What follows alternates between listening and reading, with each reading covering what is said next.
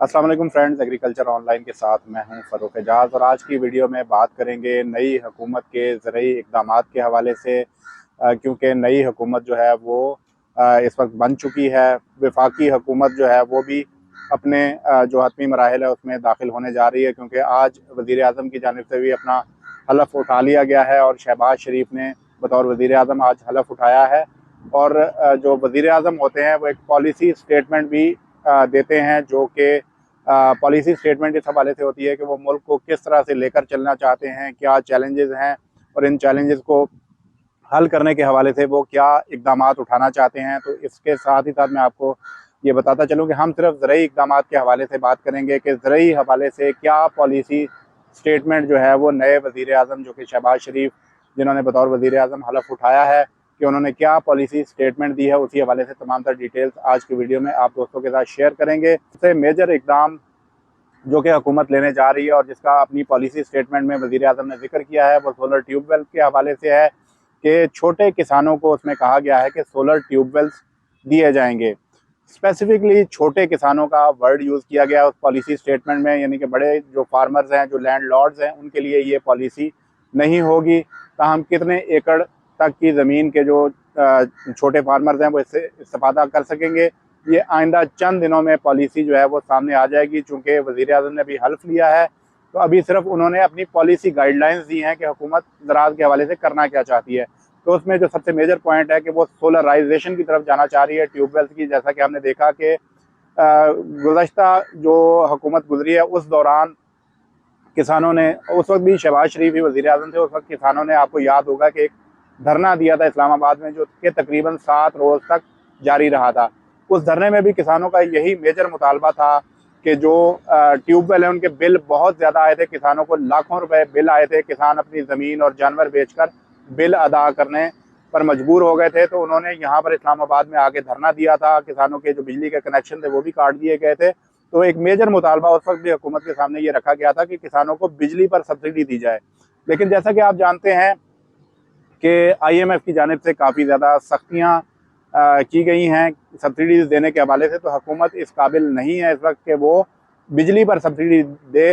तो IMF के मुतालबे पर और IMF की जो शराइत है उनके तहत जो है वो बिजली पर कतन सब्सिडी नहीं दी जा सकती। तो लिहाजा हुकूमत ने अब ये प्लान बनाया है कि किसानों को सोलर ट्यूबवेल जो हैं वो दिए जाएँ, ताकि जो किसान है उसकी कॉस्ट ऑफ प्रोडक्शन जो है वो कम हो सके। अब अगर लाखों रुपए बिल जो है वो किसान अदा कर देगा तो वो किस तरह से अपनी जो कॉस्ट ऑफ प्रोडक्शन है वो उसको नीचे ला पाएगा। तो इसलिए हुकूमत का ये इंतहाई ऐसा इक़दाम होगा कि अगर वो सोलराइजेशन की तरफ जाते हैं।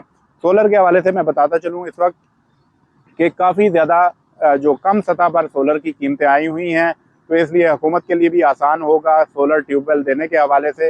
इस हवाले से मैं आपको ये बताता चलूँ कि गुज़श्ता साल जो है वो हाईएस्ट रेट्स के हवाले से अगर बात की जाए तो 110 रुपये पर वाट तक जो सोलर की कीमतें हैं वो गई हुई थी। लेकिन इस वक्त तक जो 50-51 रुपये पर वाट तक जो सोलर की कीमतें हैं वो आ चुकी हैं। तो ये मंसूबा जो है वो काफ़ी फ़ायदेमंद हो सकता है अगर हुकूमत बर वक्त इस मंसूबे को शुरू करती है किसानों के लिए। इसके अलावा पॉलिसी स्टेटमेंट में जो दूसरा जिक्र किया गया है वो खाद पर सब्सिडी के हवाले से है। जैसा कि आप जानते हैं कि गुज़श्ता महीने जो गैस पर सब्सिडी दी जा रही थी खाद कारखानों को, वो वापस ले ली गई थी और 67% गैस की कीमतों में इजाफा कर दिया गया था। तो इस इजाफे के बाद जो है वो खादों की कीमतों में बेतहाशा इजाफा हो गया है।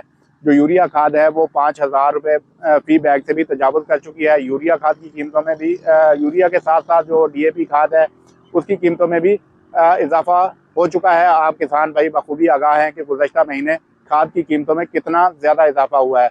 तो ये भी किसानों के लिए बहुत बड़ा चैलेंज था।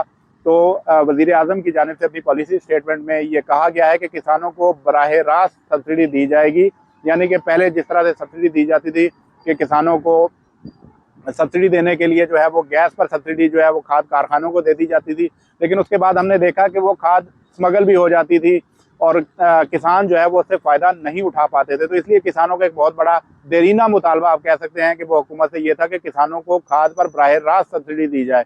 तो इसीलिए हुकूमत ने अपनी पॉलिसी स्टेटमेंट में बाज़ाब्ता तौर पर यह कह दिया है कि किसानों को बराह रास्त सब्सिडी दी जाएगी। सब्सिडी देने का तरीकाकार क्या होगा ये आइंदा चंद दिनों में वाज़ेह हो जाएगा जब हुकूमत जो है वो तश्कील पाएगी और वजारत नेशनल फूड सिक्योरिटी के वजीर जो हैं वो तैनात होंगे, क्योंकि वफाकी हुकूमत बराह रास्त जो है वो सारी सब्सिडी खुद अपनी पॉकेट से नहीं देती है, उसमें सूबों को भी इन्वॉल्व किया जाता है। तो हुकूमत ये मैकेनिज्म तय करेगी कि हुकूमत उस सब्सिडी में कितना पैसा देगी सूबों को, और सूबे जो हैं वो उसमें अपना कितना शेयर डालते हैं। तो ये मैकेनिज्म आइंदा चंद दिनों में तय हो जाएगा कि वफाक और सूबाई हुकूमत का कितना कितना शेयर होगा इस सब्सिडी में। उसका मैकेनिज्म भी, जैसे हमने पहले देखा कि किसानों को बैग में एक टोकन डाल दिए जाते थे सब्सिडी के, या और कोई मैकेनिज्म बनाया जाता है, ये मैकेनिज्म भी चंद दिनों में सामने आ जाएगा। इसके बाद तीसरी बड़े इकदाम जिसका ऐलान किया गया है वज़ीर आज़म की जानिब से, उसमें ये कहा गया है कि जो इम्पोर्टेड सीड हैं वो किसानों को दिए जाएंगे। जैसा कि आप जानते हैं कि किसान का जो सबसे बड़ा इशू है उसमें अच्छा सीड जो है वो किसान को नहीं मिल पाता, जिसके बायस उसकी पैदावार जो है वो मुतासिर होती है।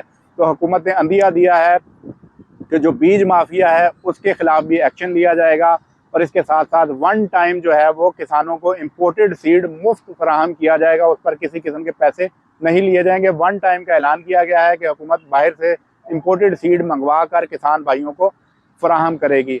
चौथा जो इकदाम है जो कि वज़ीर आज़म ने ऐलान किया है, उसमें उन्होंने ये कहा है कि जो पेस्टिसाइड जो कि जाली फराहम की जा रही है किसान भाइयों को, उनके खिलाफ जो है वो सख्त एक्शन लिया जाएगा।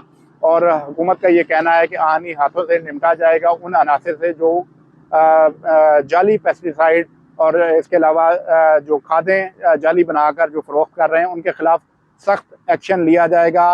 वज़ीर आज़म की जानिब से पॉलिसी स्टेटमेंट आ गई है, और आप जानते हैं कि जो हुकूमत का सरबराह जो स्टेटमेंट देता है उसके बाद जितनी भी पॉलिसियाँ बनती हैं वो उसी के अराउंड बनती हैं। सोलर ट्यूबवेल हो तो यकीनन ये अच्छा इकदाम है, खाद पर सब्सिडी भी यकीनन अच्छा इकदाम है, क्योंकि कॉस्ट ऑफ प्रोडक्शन जो है वो किसान की बहुत ज़्यादा बढ़ चुकी है। इसी वजह से ताहम अभी तक जो फसलों के अच्छे रेट देने के हवाले से कोई बात नहीं की गई, लेकिन आइंदा चंद दिनों में इस पर भी कोई ना कोई स्टेटमेंट जो है वो हुकूमत की जानिब से आ जाएगी। गंदम की फसल आने वाली है। इस हवाले से आपको ये बताता चलूँ कि जो गुज़श्ता हुकूमत ने सपोर्ट प्राइस मुकर्रर की थी किसानों को, उस पर काफ़ी ज़्यादा तहफ़्फ़ुज़ात भी हैं, और वफाकी हुकूमत भी जो ब्यूरोक्रेसी है वो भी इस चीज़ से आगाह है। और जो वजारत नेशनल फूड सिक्योरिटी में हमारी अपने सोर्सेज से बात हुई है, उनका ये कहना है कि हुकूमत जैसे ही बनती है, जब वज़ीर बराए नेशनल फूड सिक्योरिटी अपना चार्ज संभालेंगे, अब देखते हैं कि किसको वज़ीर बनाया जाता है, उसकी क्या तरजीहात होती हैं। तो जो मिनिस्ट्री है, मिनिस्ट्री के हुकाम जो हैं वो वज़ीर को उस इशू पर ब्रीफ करेंगे जो गंदम की सपोर्ट प्राइस के हवाले से है। तो उसके बाद कभी इम्कानात ये हैं कि गंदम की सपोर्ट प्राइस को भी बढ़ाया जाएगा, क्योंकि वफाकी हुकूमत जो है वो सूबों के साथ मशावरत के साथ जो है वो तय करती है गंदम की सपोर्ट प्राइस को। जो इससे कबल सपोर्ट प्राइस अनाउंस की गई वो एक आर्जी इंतज़ाम था, क्योंकि निगरान हुकूमत जो होती है उनका मैंडेट ये होता है कि आर्जी निज़ाम को चलाना होता है, कि जब तक जो मुस्तकिल हुकूमत है वो जो अवाम के मैंडेट से बनी हो वो अपना चार्ज नहीं संभाल लेती। तो अब जो अवामी मैंडेट से हुकूमत बनी है वो अपना जो ओहदे हैं वो संभालने का सिलसिला शुरू हो चुका है, और आइंदा चंद दिनों में वजारतें जो हैं वो भी, उनके पोर्टफोलियो भी दे दिए जाएंगे। तो उसके बाद बाकायदा तौर पर ईसीसी में जब सूबों के साथ मशावरत के साथ गंदम की कीमत को तय कर लिया जाएगा तो उसको पहले ईसीसी में ले जाया जाएगा। ईसीसी में वजारत वज़ीर ख़जाना की सरबराही में ईसीसी की मीटिंग होती है, उसमें जो है वो अप्रूवल ली जाती है, क्योंकि वजारत ख़जाना ने ही आवाम से गंदम ख़रीदने के लिए पैसे इशू करना होते हैं। तो वजारत ख़जाना की मंजूरी के बाद इस मामले को ले जाया जाता है काबीना में, और काबीना में अप्रूवल के बाद जो है बाकायदा तौर पर जो सपोर्ट प्राइस है उसको अनाउंस कर दिया जाता है।